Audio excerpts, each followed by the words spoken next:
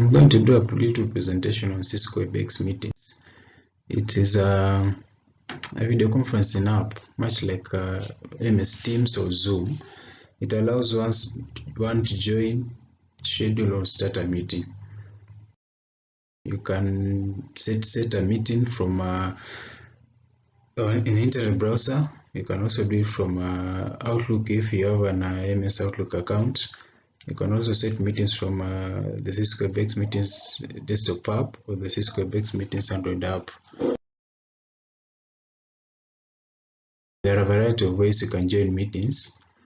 If the host shares that link, you can copy it into your browser. Then from there you can access the meeting, either from the desktop application, the mobile application, or the web browser itself.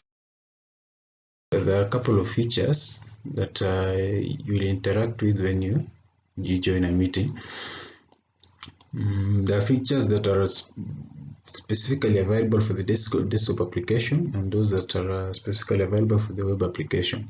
For the desktop application, we have the spaces and the teams. These are the platforms that you use to create meetings, form groups, send messages, and all of that. Under the desktop application, you can also connect to a device where this is where you can join a meeting through Bluetooth and maybe Wi-Fi also. That is it. And regarding the web and desktop application features, there are a variety of features that you'll encounter when you're using the web or the desktop application of Cisco WebEx. This includes muting and unmuting, and only the co-host and the host can do that. There are breakout sessions which are smaller groups where you indulge in private discussions. They're separate from the main meeting. You can also sort by city participants. If the host has granted you those privileges, you can sort by hands or name.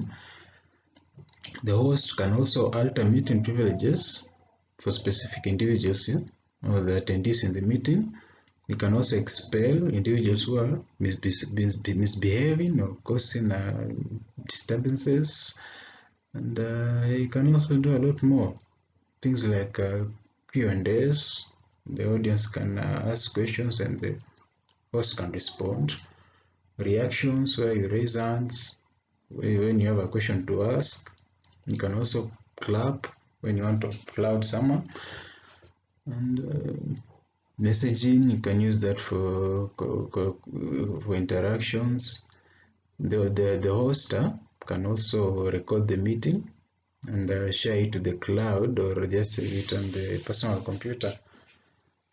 And there are a couple of other features like taking notes and annotations. You do annotations on the whiteboard, which is only available on the desktop application.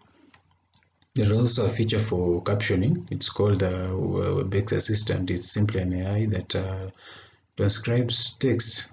What the speaker says is converted to text so that people with hearing problems can also follow whatever is being said. There are desktop specific features, those you want to encounter on Android or the web application, such as printing. Polls. The polls allow the host or the presenter to create time-bound quizzes that can be answered by the audience. You can also use the whiteboard to do illustrations. This facilitates collaborative learning. You can save documents, polls, notes, or even messages. And you can also share your meeting by streaming through YouTube or LinkedIn or any other site that supports real-time messaging protocol. Basically, a summary of the operation mechanism of WebEx. Everything we have discussed. It outlines everything from signing up to starting a meeting or joining a meeting, and all the features you're likely to encounter when you join a meeting.